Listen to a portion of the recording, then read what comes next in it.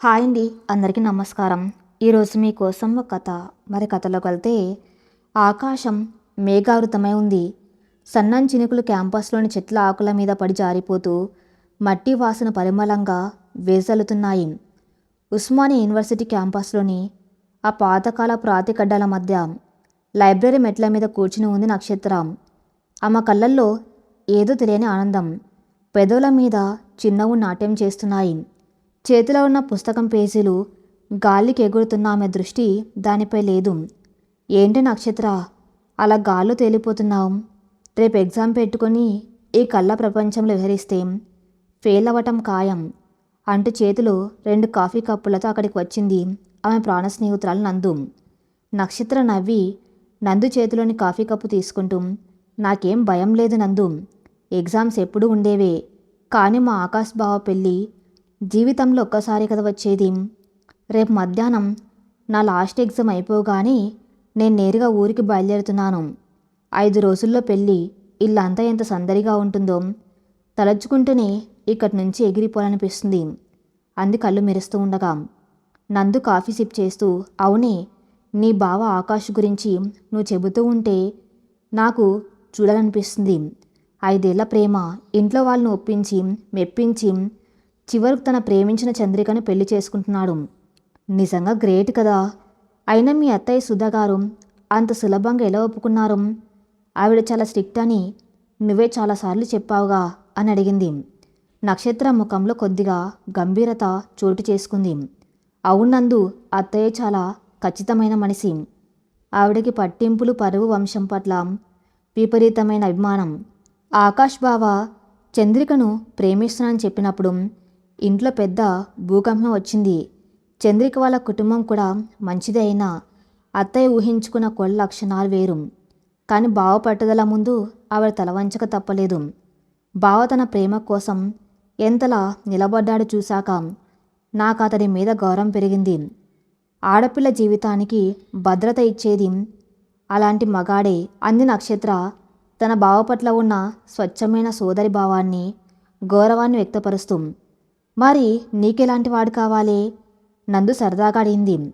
నక్షత్ర నవ్వి, నాకు ఇప్పుడే పెళ్లి గోల వద్దు బాబోయ్, ముందు నా చదువు పూర్తి కావాలి, నాకంటూ ఒక గుర్తింపు రావాలి, ఆ తర్వాత నన్ను అర్థం చేసుకుని నా ఆశయాలకు అండగా నిలిచేవాడు దొరికితే అప్పుడు ఆలోచిస్తాను. ప్రస్తుతానికి నా దృష్టంతా మా బావ పెళ్లి మీద, ఆ పెళ్లిలో నేను కట్టుకోబోయే పట్టుచీర మీదే ఉంది అంట్ లేచి నిలబడింది. మరుసటి రోజు సాయంత్రం గోదావరి ఎక్స్ప్రెస్లో నక్షత్ర ప్రయాణం మొదలైంది. రైలు కిటికీ పక్కన కూర్చుని బయటకు చూస్తున్న మనసు చిన్ననాటి జ్ఞాపకాలతో వివరిస్తుంది. గోదావరి తీరంలో ఉన్న వారి స్వగ్రామం, ఆ పచ్చని పొలాలు, ఆ పెద్ద మండువా లోగిలి అన్ని కళ్ళ ముందు కదులుతున్నాయి. ఆకాష్ ఆమెకు స్వయాన మేనత్త కొడుకు. చిన్నప్పటి నుండి ఇద్దరు కలిసే పెరిగారు. ఆకాష్ ఎప్పుడు బాధ్యత గల పెద్దనలా ఉండేవాడు. నక్షత్ర అల్లరిని భరిస్తూనే ఆమెకు తప్పు ఒప్పులు చెప్పేవాడు. వారి మధ్య ఉన్నది స్వచ్ఛమైన అన్నా చెల్లెల అనుబంధం, స్నేహం. తెల్లవారుజామున రైలు రాజమండ్రి చేరుకుంది. స్టేషన్లో దిగ్గానే చల్లని గోదావరి గాలి ఆమెను పలకరించింది. ఇంటికి చేరుకునేసరికి సూర్యోదయం అవుతుంది. సువిశాలమైన ఆ పాతకాల పెంకుటిల్లు మామిడి తోరణాలతో, బంతిపూల దండలతో కలకల్లాడుతుంది. పెళ్ళికి ఇంకా 5 రోజులు సమయం ఉన్నాం. ఇల్లు అప్పుడే బంధులతో నిండిపోయింది. వాకిట్లో ముగ్గులు వేస్తున్న పనివాళ్ళు, వంటగదిలో నుండి వస్తున్న నేతి మిఠాయిల సువాసన, హాల్లో పిల్లల అల్లరి, ఇదంతా చూస్తుంటే నక్షత్ర మనసు ఆనందంతో ఉప్పొంగింది. అమ్మాయి నక్షత్ర, వచ్చేసావా తల్లి అంటూ లోపల నుండి ఆప్యాయంగా పలకరిస్తూ వచ్చారు నక్షత్ర తండ్రి రామారావు. నాన్న అంటూ వెళ్ళి ఆయన్ను ఆప్యాయంగా వాటేసుకున్న నక్షత్ర. అప్పుడే లోపల నుండి పూజ గదిలో దీపం పెట్టి బయటికి వస్తుంది నక్షత్ర అత్తయ్య, ఆకాష్ తల్లి సుధా. పట్టుచీరలో నిండుగా ఎంత హుందాగా ఉన్నా ఆ ముఖంలో ఏదో తెలియని ఆందోళన, అలసట కనిపిస్తున్నాయి. కొడుకు పెళ్ళి తన ఇష్టానికి వ్యతిరేకంగా జరుగుతున్నా పైకి మాత్రం అంతా తనే దగ్గరుండి చూసుకుంటుంది. నక్షత్ర, వచ్చావా? ప్రయాణం ఎలా జరిగింది? రా, లోపలికి వెళ్ళి స్నానం చేసి కాఫీ తాగు అంటూ మామూలుగానే పలకరించింది సుధా. ఆవిడ గొంతులో ఎప్పుడు ఉండే ఒక రకమైన అధికారం, దర్పం స్పష్టంగా తెలుస్తున్నాయి. అలాగే అత్తయ్య, బావ ఎక్కడా అని అడిగింది నక్షత్ర చుట్టూ చూస్తూ. వాడేం చేస్తాడు? ఈ పెళ్లి పనులన్నీ వాడికి పట్టవు. ఎప్పుడు ఆ ఫోన్లో ఆ అమ్మాయితో మాట్లాడమే సరిపోతుంది. నిన్న ఏదో కార్డులు ఇవ్వడానికి వెళ్ళాడు, ఇంకా రాలేదు. సుధా మాటల్లో కాస్త అసహనం తొంగి చూసింది. నక్షత్ర చిరునవ్వుతో లోపలికి వెళ్ళిపోయింది. తన గదిలో అడుగుపెట్టగానే ఆమెకు ప్రాణం లేచి వచ్చినట్టు అనిపించింది. స్నానం చేసి ఒక సాధారణమైన కాటన్ చుడిదార్ ధరించి కిందకు వచ్చింది. అప్పటికి ఆకాష్ ఇంటికి చేరుకున్నాడు.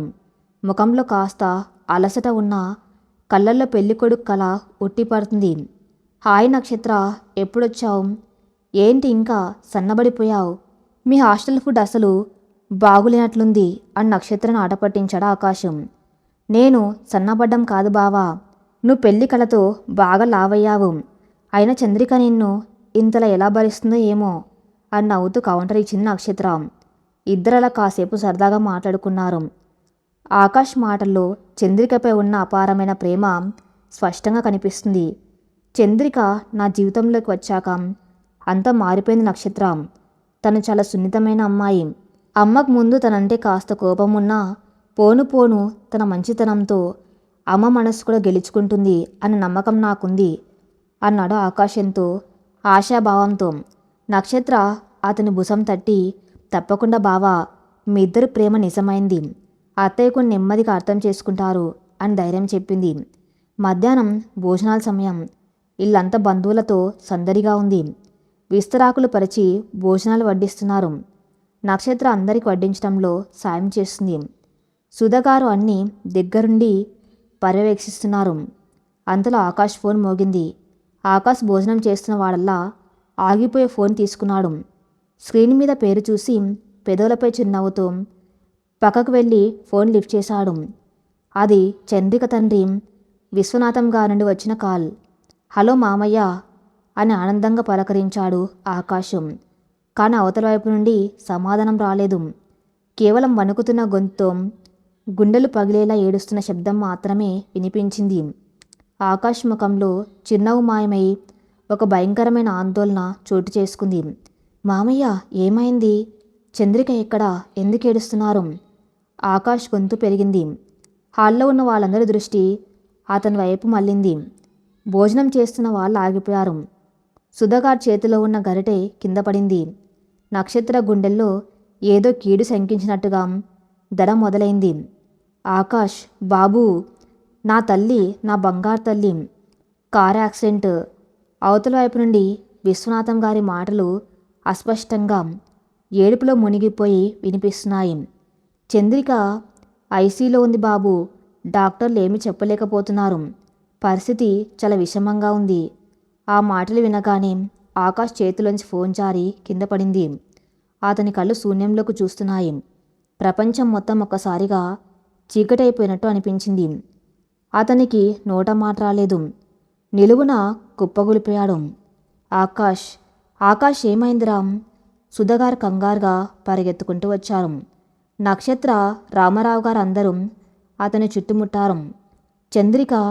చంద్రికకు యాక్సిడెంట్ అయింది, సీరియస్ అట అని మాత్రమే ముక్కలు ముక్కలుగా చెప్పగలిగాడు ఆకాశం. కన్నీళ్ళు అతని చెంపల మీదుగా జారిపోతున్నాయి. ఆ ఒక్క వాక్యంతో ఆ ఇంటి వాతావరణం ఒక్కసారిగా మారిపోయింది. పచ్చని పందిరి కింద విషాదం తాండవించింది. పెళ్లి సందడితో కలకల్లాడుతున్న ఆ ఇల్లు క్షణాల్లో శ్మశాన నిశ్శబ్దాన్ని ఆవరించుకుంది. బంధువుల ముఖాల్లో భయం, ఆందోళన. సుధగారు నిశ్చేష్టాలై నిలబడిపోయారు. ఆవిడ మనసులో ఎన్నో ఆలోచనలు సుడిగుండాల్లా తిరుగుతున్నాయి. నక్షత్ర గుండె పగిలినంత పనైంది. 5 నిమిషాల క్రితం ఎంతో సంతోషంగా ఉన్న తన బావ ఇప్పుడు ప్రాణం లేని శవంలా మారిపోవటం ఆమె చూడలేకపోతుంది. వెంటనే రామారావు గారు కారు బయటకు తీశారు. ఆకాష్, రామారావు గారు మరికొందరు బంధువులు హుటాహుట్న హాస్పిటల్కు బయలుదేరారు. సుధగారు ఇంట్లోనే ఉండిపోయారు. ఆవిడ కళ్ళల్లో నీళ్ళు లేవు, కానీ ముఖంలో ఒక భయంకరమైన కఠినత్వం చోటు చేసుకుంది. నక్షత్ర ఆమె దగ్గరకు వెళ్ళి, అత్తయ్య, ఏమీ కాదు, చంద్రికకు ఏమీ కాదు, త్వరగా కోలుకుంటుంది అని ధైర్యం చెప్పే ప్రయత్నం చేసింది. కానీ సుధగారు నక్షత్ర వైపు ఒక వింతైన చూపు చూశారు. ఆ చూపులో జాలి లేదు, కేవలం ఒక మొండి పట్టుదల మాత్రమే కనిపించింది. నా కొడుకు జాతకంలో ఈ గండం ఉందని పండితులు ముందే చెప్పారు. అందుకే నేను ఈ పెళ్లి వద్దన్నాను. ప్రేమ దోమ అంటూ నా మాట వినలేదు. ఇప్పుడు చూడు ఏమైందో. నా వంశం పరువు, నా కొడుకు జీవితం రోడ్న పడ్డాయి. ఈ పెళ్లి జరగదు, జరగనివ్వను అని నిశ్చయంగా కఠినంగా అన్నారు సుధాగారు. నక్షత్ర ఆ మాటలకు నిశ్చేష్టురాలైంది. ఒక అమ్మాయి ప్రాణాపాయ స్థితిలో ఉంటే అత్తయ్య గారికి వంశం పరువు, జాతకాలు గుర్తుకొస్తున్నాయి. మానవత్వం కంటే ఆవిడ పట్టింపులే ముఖ్యమా అని ఆ మనసులో తీవ్రమైన అలజడి రేగింది. రాత్రి పొద్దుపోయింది. హాస్పిటల్ నుండి వార్తలు ఏం బాగులేవు. చంద్రిక కోమాలోకి వెళ్ళిపోయిందని, బ్రతకడం చాలా కష్టమని డాక్టర్లు తేల్చి చెప్పారు. ఈ వార్త విన్న చంద్రిక తల్లిదండ్రులు కుప్పగులిపారు. వాళ్ళ ఆకాష్ను చూసి చేతులెత్తి దండం పెట్టి, బాబు ఆకాష్, మా కూతురు బ్రతుకుతుందో లేదో తెలియని పరిస్థితి. ఇలాంటి దౌర్భాగ్య స్థితిలో నిన్ను కట్టిపడేయలేము. ఈ పెళ్ళి రద్దు చేస్తున్నాం. నువ్వు నీ జీవితాన్ని చూసుకో బాబు అని కన్నీరు మున్నీరుగా విలపించారు. ఆకాష్ గుండె చెరువైంది. లేదు మామయ్య, చంద్రిక నా ప్రాణం. తను కోలుకునే వరకు నేను ఎదురు చూస్తాను. తనకేమైనా సరే నా జీవితంలో మరో అమ్మాయికి స్థానం లేదు. నేను జీవితాంతం ఇలాగే ఉండిపోతాను అని కన్నీళ్లతో శపథం చేశాడు. కానీ ఇంటి దగ్గర సుధాగారి ఆలోచనలు వేరేలా ఉన్నాయి. తన కొడుకు అలా జీవితం నాశనం చేసుకోవటం ఆవిడకిష్టం లేదు. బంధువుల ముందు తన పరువు పోకూడదు. ముహూర్తం సమయానికి ఇంట్లో పెళ్ళి జరిగి తీరాలి. అది ఆవిడ పట్టుదల. మరుసటి రోజు ఉదయం ఇంట్లో బంధువులందరూ హాల్లో సమావేశమయ్యారు. వాతావరణం చాలా ఉద్రిక్తంగా ఉంది. ఆకాష్ హాస్పిటల్ నుండి తిరిగి వచ్చాడు. రాత్రంతా నిద్రపోక కళ్ళు ఉబ్బిపోయి పిచ్చివాళ్ళ ఉన్నాడు. సుధాగారు అందరి ముందు నిలబడి గంభీరంగా గొంతు సవరించుకొని మాట్లాడడం మొదలుపెట్టారు. జరిగిన దానికి నేను కూడా బాధపడుతున్నాను. కానీ విధిరాతను ఎవరు మార్చలేరు. నా కొడుకు జీవితం ఇలా అర్ధాంతరంగా ఆగిపోకూడదు. 5 రోజుల్లో ముహూర్తం ఉంది. అన్ని ఏర్పాట్లు జరిగిపోయాయి. పత్రికలు పంచాము. ఇప్పుడు పెళ్ళి ఆగిపోతే సమాజంలో తలెత్తుకోలేము. నా కొడుకు పెళ్ళి అదే ముహూర్తానికి జరిగి తీరుతుంది. ఆ మాటలకు అందరూ ఆశ్చర్యపోయారు. ఆకాష్ ఉలిక్కిపడి తల్లివైపు చూశాడు. ఏం మాట్లాడుతున్నావు అమ్మా? నా చంద్రిక అక్కడ చావు బతుకుల మధ్య పోరాడుతూ ఉంటే నేను వేరే పెళ్లి చేసుకోవడమా? అసంభవం. ఈ జన్మకు నాకు పెళ్ళి వద్దు అని కరాఖండిగా చెప్పాడు. నువ్వు నోరు మూసుకో ఆకాష్. ప్రేమ మత్తులో నీకు వాస్తవాలు కనిపించడం లేదు. నువ్వు నా వంశోద్ధారకుడివి. నీకు పెళ్ళి కాకపోతే నా వంశం ఆగిపోతుంది. అది నేను బ్రతుకుండగా జరగనివ్వను అని గర్జించారు సుధాగారు. కానీ అమ్మా, 5 రోజుల్లో పెళ్ళికి పిల్ల ఎక్కడ దొరుకుతుంది? ఎవరిని తెస్తావు అని ఒక బంధువు అడిగాడు. సుధాగారు చురుకైన చూపులతో నక్షత్ర వైపు చూశారు. ఆ చూపులో ఉన్న అర్థం గ్రహించిన నక్షత్ర గుండె ఒక్కసారిగా ఆగిపోయినంత పనైంది. పిల్లని ఎక్కడి నుండో తేవలసిన అవసరం లేదు. మన ఇంట్లోనే ఉంది. నా సొంతం మేనకోడలు. రామారావు కూతురు నక్షత్రను నా కోడలుగా చేసుకుంటాను. నక్షత్ర జాతకం, ఆకాష్ జాతకం 100% కలుస్తాయి. నక్షత్ర అడుగు పెడితే నా కొడుకు జీవితం బాగుపడుతుంది. ఇది నా నిర్ణయం అని బాంబు పేల్చారు సుధాగారు.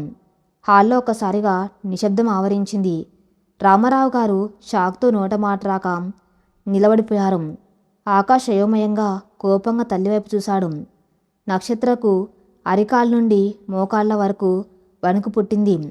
తన చెవులను తనే నమ్మలేకపోతుంది. తను ఎంతగానో గౌరవించే బావ తనెప్పుడు ఒక అన్నలా చూసిన ఆకాశం అతనితో తనకు పెళ్ళా?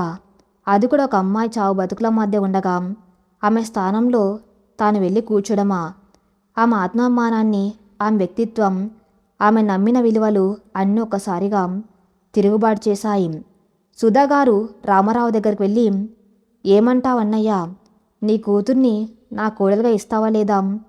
అత్తారింటికి వెళ్ళి నా కూతురు ఏమైపోతుందన్న భయం నీకు అక్కర్లేదు. నా ప్రాణంగా చూసుకుంటాను.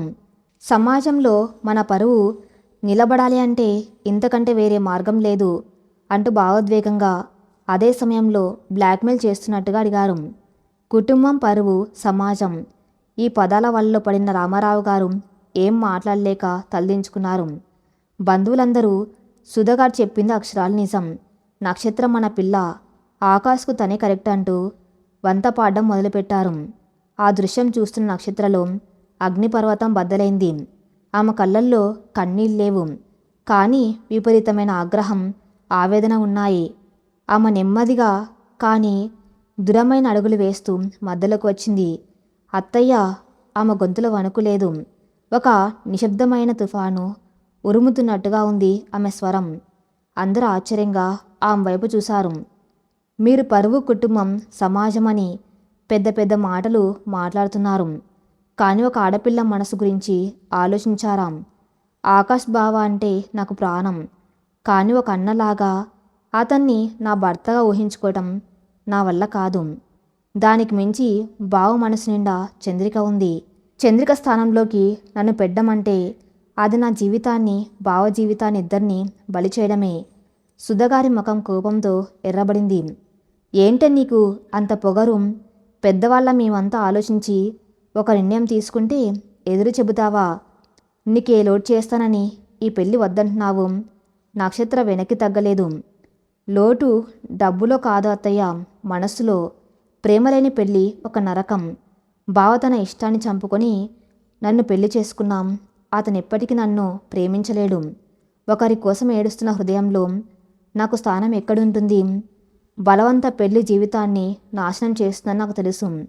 అయినా సమాజం ఏమనుకుంటుంది, బంధువులు ఏమనుకుంటారు అని మనం భయపడాలి. కానీ తప్పు చేయనప్పుడు భయం ఎందుకు? చంద్రికకు యాక్సిడెంట్ అవ్వటం మన చేతుల్లో లేదు. దానికి పెళ్ళి ఆపితే పరువు పోతుందనడం మీ అహంకారమే తప్ప వేరే కాదు. నక్షత్రం మాటలకు సుధగారు అవాక్కయ్యారు. అంత చిన్న పిల్ల అందరి ముందు తనను అలా నిలదీస్తుందని ఆవిడ ఊహించుకోలేదు. ఆకాష్ నక్షత్ర వైపు కృతజ్ఞతగా చూశాడు. తను చెప్పలేకపోయిన మాటలను నక్షత్ర అంత ధైర్యంగా చెప్పినందుకు అతడికి కాస్త ఊరట కలిగింది. చూసావా అన్నయ్య, నీ కూతురికి నువ్వు నేర్పిన సంస్కారం అందరి ముందు నన్ను ఎలా అవమానిస్తుందో. అయినా ఇదంతా పట్నం చదువుల ప్రభావం. ఆడపిల్లకు పెళ్లి చేస్తే అణిగిమణిగి ఉంటుంది. ఈ పెళ్లి జరిగి తీరాలి. నక్షత్రని నా కోడలు అని గట్టిగా అరిచారు సుధాగారు. అక్కడే ఉన్న కొందరు బంధువులు జోక్యం చేసుకున్నారు. సుధగారు ఆ అమ్మాయికి ఇష్టం లేనప్పుడు ఎందుకు బలవంతం చేయటం? మా అమ్మాయి శ్రావణ ఉంది, కావాలంటే మేమిస్తాం పెళ్ళికి. ఎలాగో ఆకాష్కు మంచి ఉద్యోగం ఉంది అంటూ ఒకరు ముందుకొచ్చారు.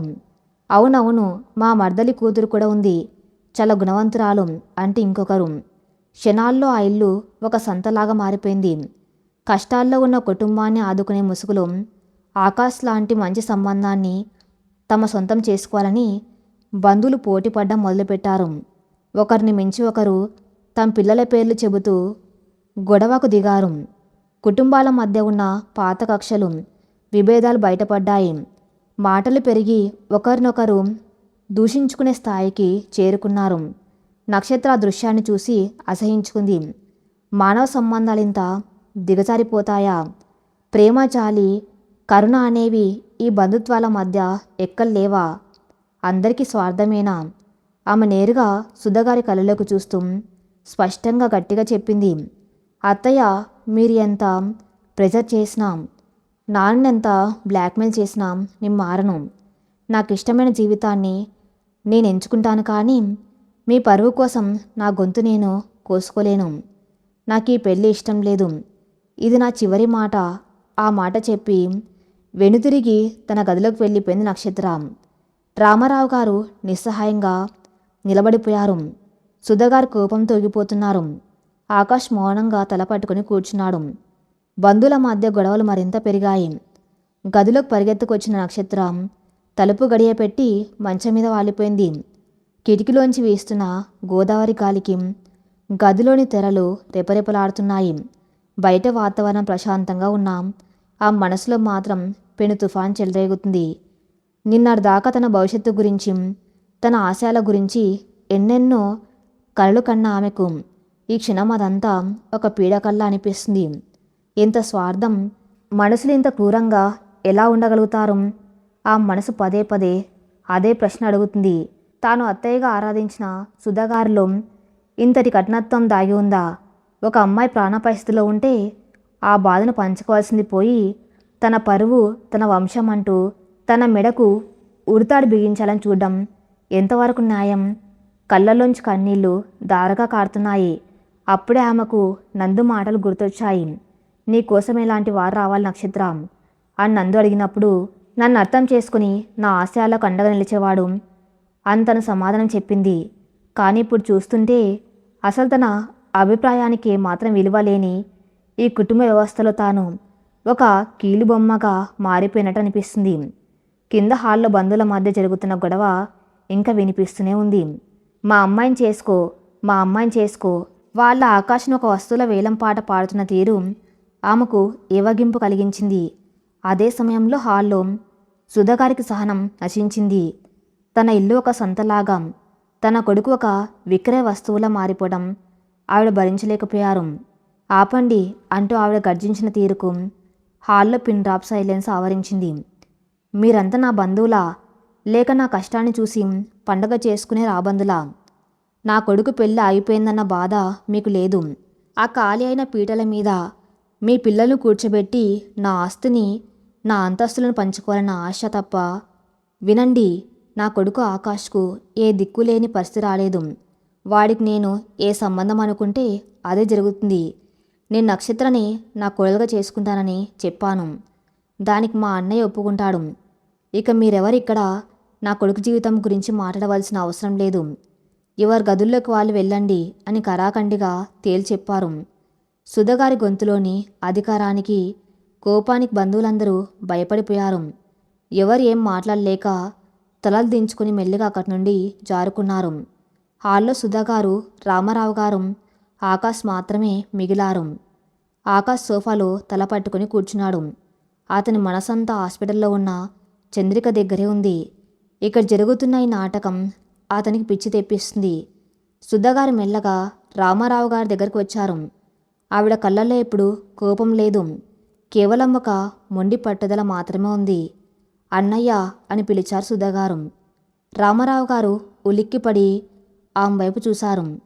ఆయన స్వభావరీత్యా చాలా సాధువు. చెల్లెడు సుధా అంటే ఆయనకు ప్రాణం. ఆమె మాట జవదాడ్డం ఆయనకు తెలియదు.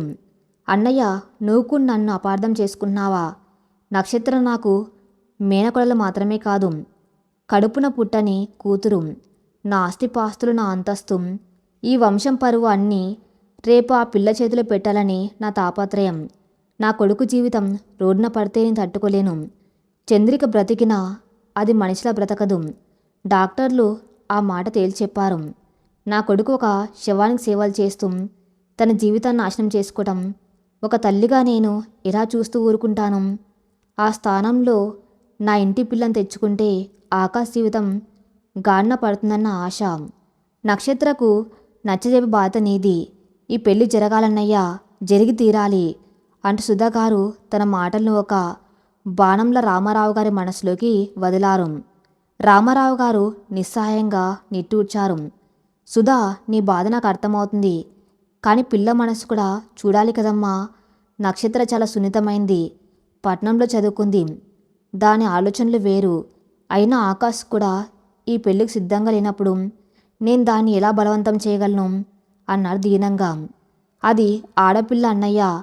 ఇప్పుడు పెళ్ళి ఇష్టం లేదంటుంది. రేపు తాళి కట్టాక ఆకాష్తో కాపురం మొదలుపెట్టాక అంతా సర్దుకుంటుంది. మన కాలంలో మనం అలాగే సర్దుకోలేదా? ఆకాశం దారిలోకి తెచ్చుకోవడం నాకు తెలుసు. ముందు నువ్వు వెళ్ళి నక్షత్రం మనసు మార్చు. అది నీ మాట కాదందు అని చెప్పి సుధాగారు అక్కడి నుండి వెళ్ళిపోయారు. రామారావు గారు బరువెక్కిన హృదయంతో మేడపైకి అడుగులు వేశారు. నక్షత్ర గత్తలుపులు మూసి ఉన్నాయి. మెల్లగా తలుపు తట్టారు. నక్షత్ర కళ్ళు తుడుచుకొని తలుపు తీసింది. నాన్నను చూడగానే ఆమె కట్టలు తెంచుకున్న దుఃఖంతో ఆయన్ని వాటేసుకుని ఏడ్చేసింది. నాన్న, ఏం నాన్న ఇదంతా? నేనేమైనా పాపమా నాన్న? అత్తయ్య నన్ను ఎందుకు ఇలా బలిచేయాలని చూస్తుంది? నువ్వు కూడా అత్తయ్యకే వంత పాడుతున్నావా అని కన్నీరు మున్నీరుగా అడిగింది. రామారావు గారు కూతుర్ని తల్లిముడుతూ మంచం మీద కూర్చోబెట్టారు. అమ్మ నక్షత్ర, ఏడవక తల్లి, నీ బాధ నాకు తెలుసు. కానీ ఒక్కసారి అత్తయ్య వైపు నుండి ఆలోచించు. ఆకాశ్ పెళ్ళి ఆగిపోతే ఆవిడ పరువు ఏమైపోవాలి? ఆవిడ జీవితాంతం పరువు కోసమే బ్రతికింది కదమ్మా.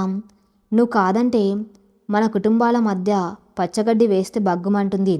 ఆవిడ మనకు ఎంతో చేసిన తల్లి. నీ చదువుకి, నా వ్యాపారానికి ఆవిడ అండగా నిలబడింది.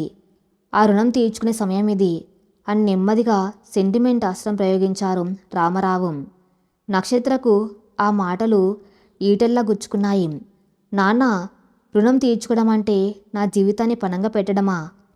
కృతజ్ఞత అనేది మనసులో ఉండాలి, కానీ ఇలా మనసుల ప్రాణాలతో, భవిష్యత్తుతో చెలగాటం ఆడే హక్కు అత్తయ్యకు ఎవరిచ్చారు?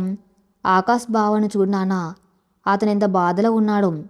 తను ప్రేమించిన అమ్మాయి చావు బతుకుల మధ్య ఉంటే అతను నన్ను పెళ్లి చేసుకుని సుఖపడతాడా? ఇది పెళ్లి కాదు నాన్న, ఒక శవయాత్ర. ఇద్దరి జీవితాలను చంపేసే ప్రయత్నం. దయచేసి నన్ను బలవంతం చేయకు నాన్న. నేను ఈ ఇంటి నుండి ఇప్పుడే వెళ్ళిపోతాను అంటూ తన బట్టలు సర్దుకోవడానికి సూట్ కేసు తీసింది నక్షత్ర. రామారావు గారు కంగారు పడి ఆమె చేయి పట్టుకున్నారు. పిచ్చి పనులు చేయకమ్మా, నువ్వు వెళ్ళిపోతే నేను తలెత్తుకోలేను. కాస్త సమయం తీసుకుందాం. నీ మెల్లిగా సుధాకు నచ్చెబుతాను.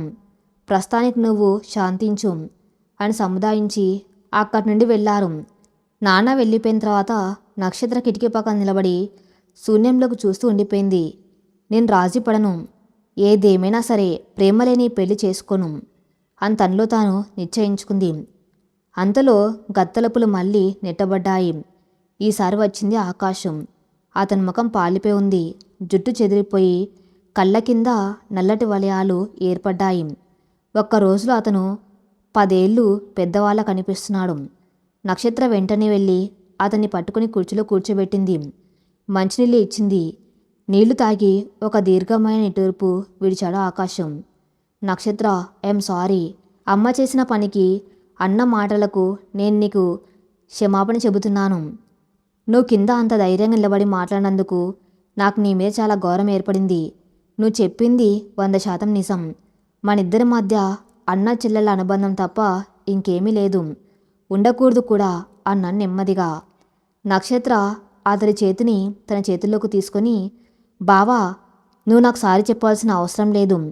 ఈ పరిస్థితుల్లో నీ తప్పు ఏమీ లేదు. చంద్రికకు ఎలా ఉంది ఇప్పుడు? డాక్టర్లు ఏమంటున్నారు అన్న ఆందోళనగా అడిగింది. ఆకాశ్ కళ్ళల్లో మళ్ళీ నీళ్లు తిరిగాయి. చంద్రిక కోమాలోనే ఉంది నక్షత్ర.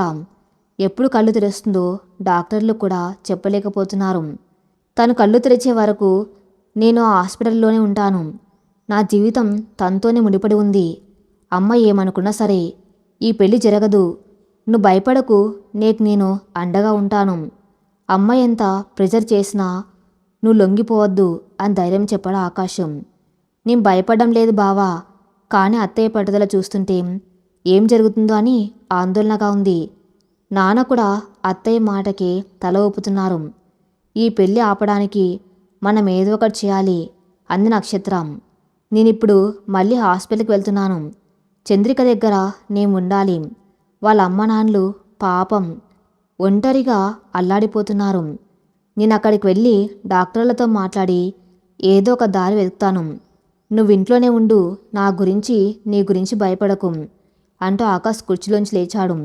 ఇద్దరి మధ్య ఒక మౌనమైన ఒప్పందం కుదురుకుంది. ఈ కష్టకాలంలో ఒకరికొకరు అండగా నిలబడాలని నిర్ణయించుకున్నారు.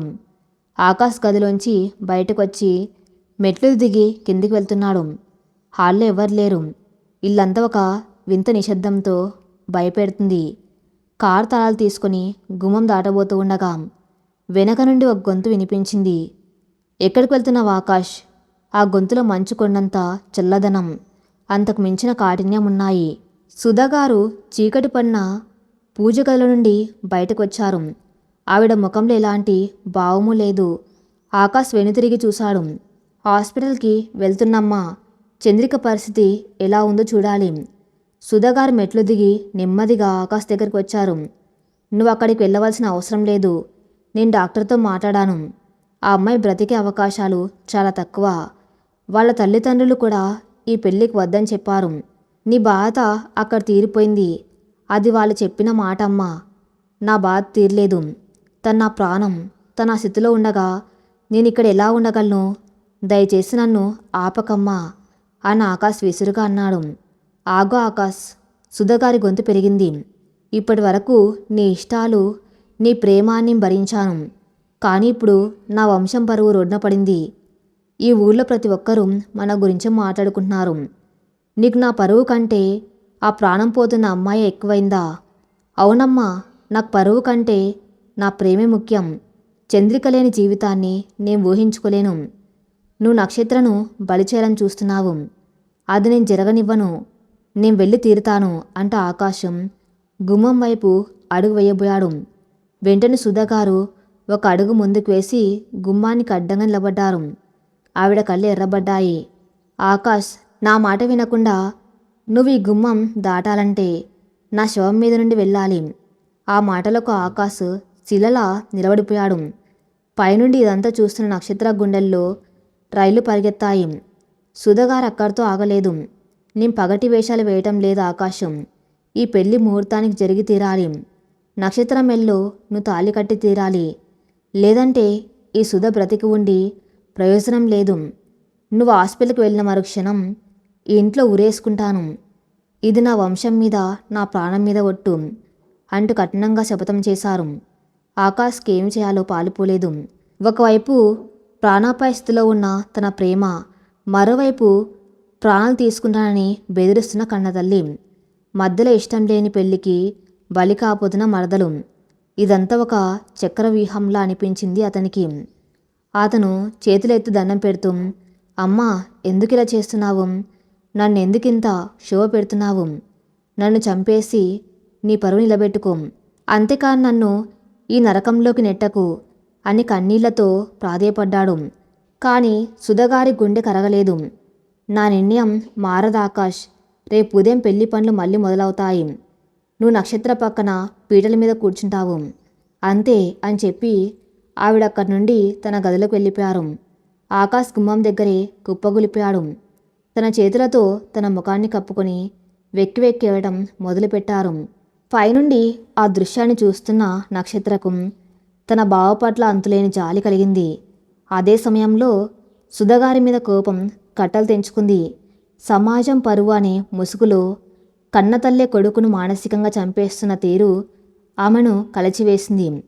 ఈ సైకలాజికల్ వార్లో తాను ఎలాగైనా గెలవాలి, బావను కాపాడుకోవాలి అన్న నక్షత్రం మనసులో ఒక దృఢమైన నిశ్చయం ఏర్పడింది.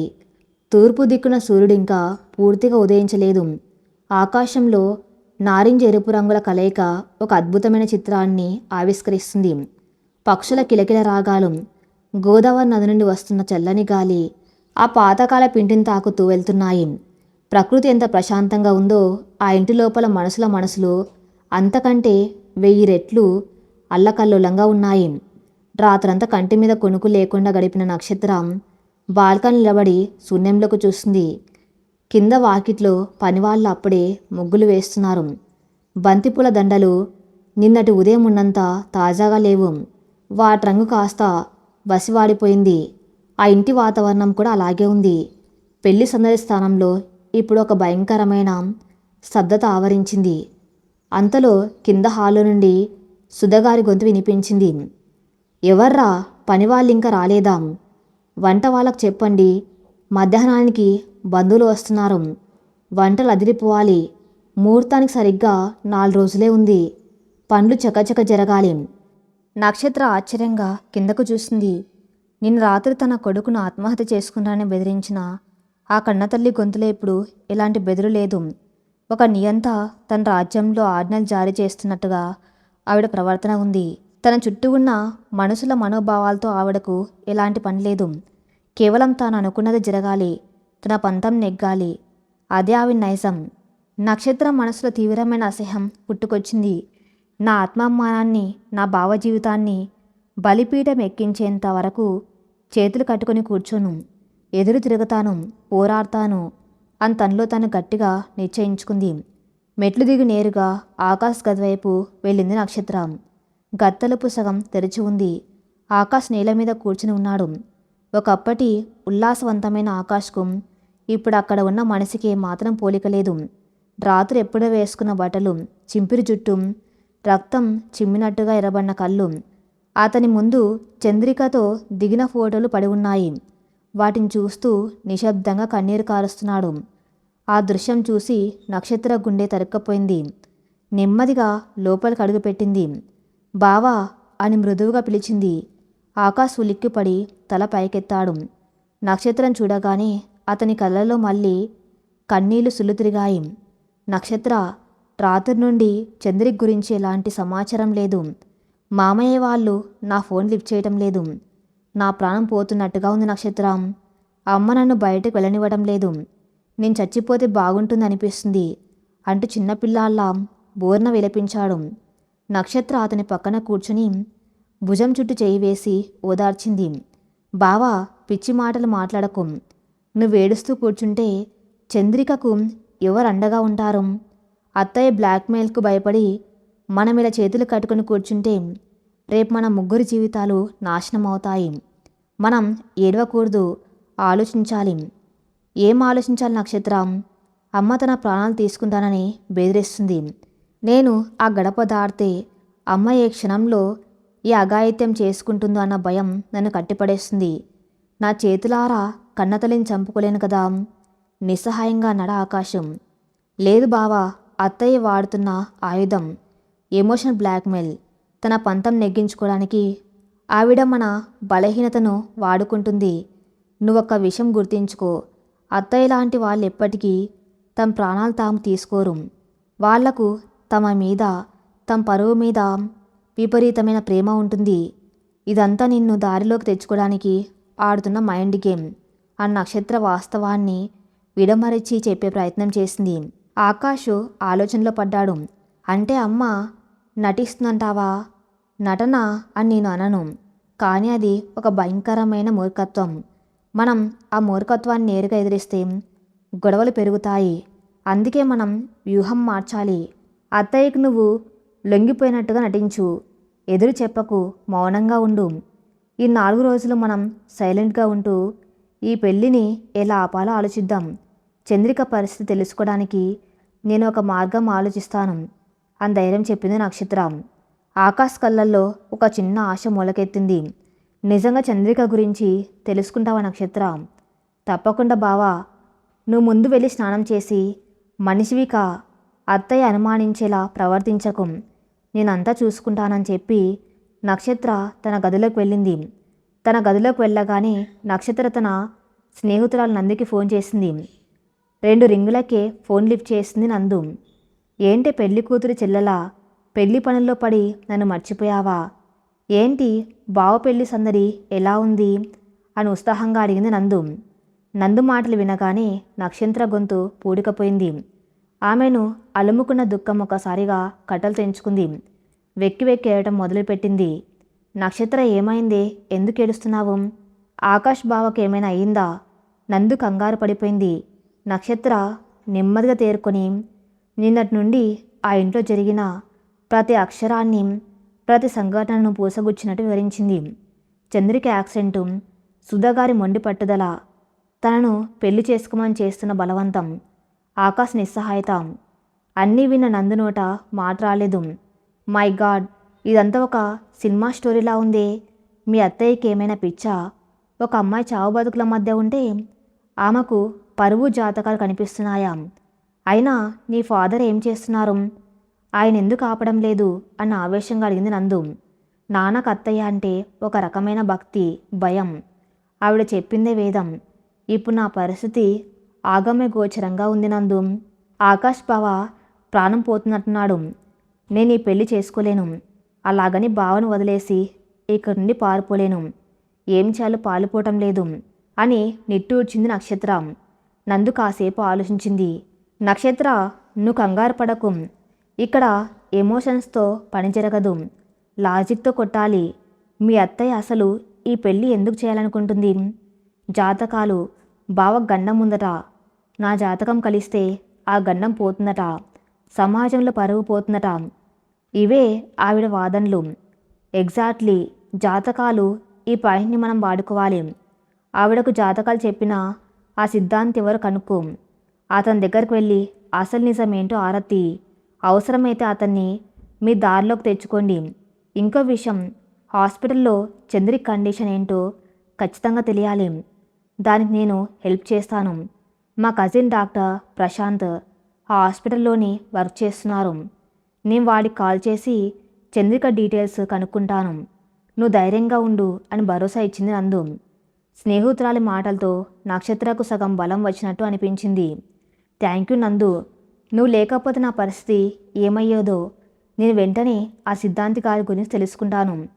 ఫోన్ పెట్టిన తర్వాత నక్షత్ర కళ్ళు తుడుచుకొని ముఖం కడుక్కొని కిందికి వచ్చింది. హాల్లో ఎవరి పనుల్లో వాళ్ళు ఉన్నారు. వంటగదిలో నుండి కూరల వాసనలు వస్తున్నాయి. రామారావు గారు సోఫాలో కూర్చుని పేపర్ చదువుతున్నారు. కానీ ఆయన దృష్టి పేపర్ మీద లేదని ఆయన ముఖం చూస్తేనే అర్థమవుతుంది. నక్షత్ర నేరుగా రామారావు గారి దగ్గరకు వెళ్ళింది. నాన్న, మీతో కొంచెం మాట్లాడాలి. రామారావు గారు పేపర్ దించి కూతురు వైపు చూశారు. ఆయన కళ్ళల్లో అపరాధ భావం స్పష్టంగా కనిపిస్తుంది. రామ్మ, కూర్చో. నక్షత్ర ఆయన పక్కన కూర్చుని ఆయన చేతిని తన చేతిలోకి తీసుకుంది. నాన్న, మీరు నాకు తండ్రా లేక అత్తయ్య కేవలం ఒక తమ్ముడివా అని సూటిగా అడిగింది. రామారావు గారు ఉలిక్కిపడ్డారు. ఏంటమ్మా ఆ మాట? నువ్వు నా ప్రాణం కదా. నేను నీ ప్రాణమైతే నా ప్రాణాన్ని ఎందుకు ఇంకొకరి పరువు కోసం బలి చేయాలనుకుంటున్నావు నాన్న? నువ్వు నాకెప్పుడు ఒకటే నేర్పావు, నిజాయితీగా బ్రతకాలి, ఎవరికి అన్యాయం చేయకూడదని. ఇప్పుడు ఇక్కడ జరుగుతున్నది న్యాయమా నాన్న? ఒక అమ్మాయి చావు బతుకుల మధ్య ఉంటే ఆమె స్థానంలో నన్ను పీటల మీద కూర్చోబెట్టడం ధర్మమా? రేపు బావతో నేను ఏ మొహం పెట్టుకుని కాపురం చేయగలను? నా బతుకు ఒక నరకం కాదా? నక్షత్ర గొంతుల ఆవేదన కన్నా ఒక రకమైన నిలదీత ఎక్కువ ఉంది. రామారావు గారి నోట మాట రాలేదు. ఆయన తల వంచుకొని, నిజమే అమ్మా, నువ్వు చెప్పేది 100% నిజం. కానీ సుధ పట్టుదల నీకు తెలుసు కదా. అది ప్రాణాలు తీసుకుంటానంటే నేను భయపడిపోయాను. భయపడకన్నా అన్న, అత్తయ్య ప్రాణాలు తీసుకోదు. ఒకవేళ ఆవిడ బెదిరింపులకు భయపడి మీరు నన్ను ఒప్పించినా ఈ పెళ్ళి ముగిసిన మరుక్షణం నేను ఇంట్లో ఉండను, బావ జీవితంలోనూ ఉండను. ఇది నా శపథం నాన్న. తండ్రిగా మీరు నా పక్షాన్ని నిలబడతారు, లేక తమ్ముడిగా ఆవిడ అహంకారాన్ని గెలిపిస్తారు, మీరే తేల్చుకోండి అని ఖచ్చితంగా చెప్పి అక్కడి నుండి లేచి వెళ్ళిపోయింది నక్షత్రం. రామారావు గారు అలాగే సోఫాలో శిలలా మిగిలిపోయారు. తన కూతురు ఇంతలా ఎదిగిపోయిందా? ఇంతకాలం తాను ఆమెను కేవలం ఒక చిన్నపిల్లలానే చూశాడు. కానీ ఇప్పుడు ఆమెలోని ఆత్మవిశ్వాసం, న్యాయం పట్ల ఆమెకున్న స్పష్టత ఆయన్ను ఆశ్చర్యపరిచాయి. మొదటిసారిగా తన చెల్లెలు సుధా నిర్ణయం మీద ఆయనకు సందేహం మొదలైంది. మధ్యాహ్నం సమయం. భోజనాలు ముగిశాయి. సుధగారు బంధువులతో మాట్లాడుతూ చాలా బిజీగా ఉన్నారు. ఆకాష్ తన గదికి పరిమితమయ్యాడు. నక్షత్రం మెల్లగా ఆకాష్ గదిలోకి వెళ్ళింది. ఆకాష్ చేతిలో ఫోన్ పట్టుకుని ఎవరి కోసమో తీవ్రంగా మెసేజ్లు టైప్ చేస్తున్నాడు. నక్షత్రం చూడగానే ఫోన్ పక్కన పెట్టాడు. ఏంటి బావా, ఎవరికైనా మెసేజ్ చేస్తున్నావా? నా ఫ్రెండ్ రవికి నక్షత్ర. వాడు ఆ హాస్పిటల్లోని అసిస్టెంట్ డాక్టర్గా చేస్తున్నాడు. వాడికైనా ఫోన్ చేసి కనుక్కుందామని ట్రై చేస్తున్నాను. కానీ వాడు ఓటీలో ఉన్నట్టున్నాడు. రిప్లై లేదు అన్న నిరాశగా. అంతలో నక్షత్ర ఫోన్ మోగింది. నందు నుండి కాల్. నక్షత్ర వెంటనే కాల్ లిఫ్ట్ చేసి స్పీకర్ ఆన్ చేసింది. హలో నందు, చెప్పు, ఏమైనా తెలిసిందా? నక్షత్ర, ఓ గుడ్ న్యూస్, ఒక బ్యాడ్ న్యూస్. మా కజిన్ ప్రశాంత్తో మాట్లాడాను. చంద్రిక్ కండిషన్ ఇంకా క్రిటికల్గానే ఉంది. ఆమె ఇంకా కోమాలోనే ఉంది. ఇది బ్యాడ్ న్యూస్. కానీ గుడ్ న్యూస్ ఏంటంటే ఆమె బాడీ మెడికేషన్స్కి రెస్పాండ్ అవుతుంది. పల్స్ రేటు కొద్దిగా స్టేబుల్ అయింది. డాక్టర్లు ఆశలు వదులుకోవాల్సిన అవసరం లేదని, ఇంకో 2-3 రోజుల్లో ఆమె కళ్ళు తెరిచే అవకాశం ఉందని చెప్పారు. కానీ అబ్జర్వేషన్లో ఉంచాలన్నారు అని చెప్పింది నందు. ఆ మాటలు వినగానే ఆకాశ్ కళ్ళల్లోంచి ఆనంద బాష్పాలు రాలాయి. 2 చేతులతో ముఖం కప్పుకొని దేవునికి కృతజ్ఞతలు తెలుపుకున్నాడు. అతని గుండె మీద ఉన్న ఒక పెద్ద భారం దించినట్టు అనిపించింది. థ్యాంక్ యూ నందు, థ్యాంక్ యూ సో మచ్. ఈ న్యూస్ మాకెంత ఊరటనిచ్చిందో మాటల్లో చెప్పలేను అంది నక్షత్రం. ఇంకో విషయం నక్షత్ర, చంద్రిక వాళ్ళ అమ్మ నాన్నలు పాపం చాలా డిప్రెషన్లో ఉన్నారు. వాళ్లకు ధైర్యం చెప్పేవాళ్ళు ఎవరు లేరక్కడ. వీలైతే ఆకాష్ వెళ్ళి వాళ్లను కలవటం మంచిది అని చెప్పి ఫోన్ పెట్టేసింది నందు. ఆకాష్ వెంటనే లేచి నిలబడ్డాడు. నక్షత్ర, నేను హాస్పిటల్కి వెళ్ళాలి. వాళ్ళకు నేను తోడుగా ఉండాలి. ఆగు బావా, తొందరపడకు. నువ్వు ఇప్పుడు ఇక్కడి నుండి బయటకు వెళ్తే అత్తయ్య రచ్చ చేస్తుంది. ఆవిడ అనుమానిస్తే మన ప్లాన్ మొత్తం పాడవుతుంది. మనం చాలా కేర్ఫుల్గా అడుగులు వేయాలి. చంద్రిక కోలుకుంటుందన్న విషయం అత్తయ్యకు అస్సలు తెలియకూడదు. తెలిస్తే ఆవిడ ఏమైనా చేయగలదు అని హెచ్చరించింది నక్షత్ర. మరి నేనెలా చంద్రికను చూసేది? దానికి నేను ఒక ప్లాన్ ఆలోచిస్తాను. ముందు మనం ఆ సిద్ధాంతి గారిని కలవాలి. అత్తయ్య ఇంతలా గుడ్డిగా నమ్ముతున్న ఆ జాతకాల్లో ఏముందో, ఆయన ఎందుకలా చెప్పాడో తెలుసుకోవాలి. సాయంత్రం మనం ఇద్దరం గుడికి వెళ్తున్నామని చెప్పి బయటికి వెళ్దాం. అక్కడి నుండి సిద్ధార్థి గారింటికి వెళ్దాం అంతన ప్లాన్ చెప్పింది నక్షత్ర. సరిగ్గా సాయంత్రం 5 గంటలకు నక్షత్ర ఒక సాధారణమైన కాటన్ చీర కట్టుకుని తయారైంది. ఆకాష్ ప్యాంట్ షర్ట్ వేసుకుని సిద్ధమయ్యాడు. ఇద్దరు కలిసి కిందికి వచ్చారు. సుధాగారు హాల్లో కూర్చొని పెళ్లి ఖర్చుల లెక్కలు చూసుకుంటూ ఉన్నారు.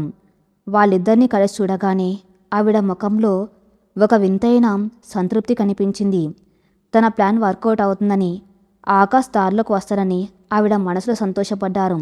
ఏంట్రా ఆకాష్, ఎక్కడికి బయలుదేరారు ఇద్దరు అని అడిగారు సుధాగారు పైకి గంభీరంగా నటిస్తూ. ఆకాష్ ఏం మాట్లాడకుండా తలదించుకొని నిలబడ్డాడు.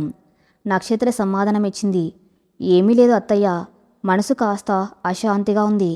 ఇద్దరం వెళ్ళి గుళ్ళో దర్శనం చేసుకుని వద్దామని అంచల ప్రశాంతంగా అబద్ధం చెప్పింది నక్షత్ర.